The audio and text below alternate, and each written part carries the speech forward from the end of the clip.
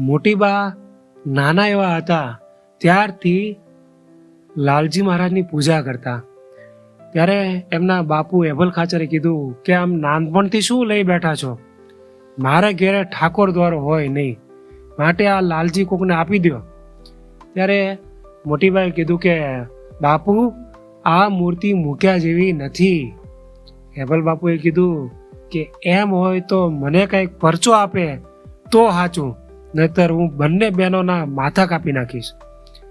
પછી સાંજ વખતે દૂધનો કટોરો ભરી અંદર સાકર નાખી અને લાલજી મહારાજને ધરાવ્યો. અને મહારાજને મોટીબાએ પ્રાર્થના કરી કે હે મહારાજ, એ અમે તમારા ખરા ભક્ત હોઈએ તો અમારી પ્રતિજ્ઞા રાખજો. પછી એભલ બાપુને બોલાવ્યા અને જ્યાં સામે ઊભા રાખ્યા ત્યારે લાલજી મહારાજે એક દૂધનો કટોરો હાથમાં લીધો અને બધું દૂધ પી ગયા. અને જેવો કટોરો ખાલી થયો એટલે ખણ તો એભલ બાપુના પગમાં નાખ્યો.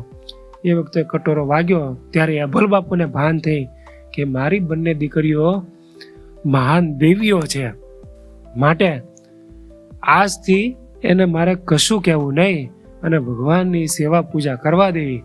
પછી તો એ બંને દીકરીઓની માફી માગી.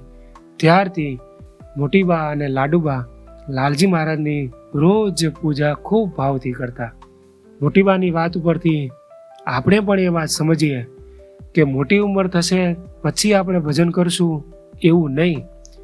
જ્યારથી આપણે સમજણા થયા છીએ ત્યારથી જ ભગવાનનું ભજન કરવાની ટેવ આપણે પાડીએ તો ભગવાન આપણા ઉપર ખૂબ રાજી થાય.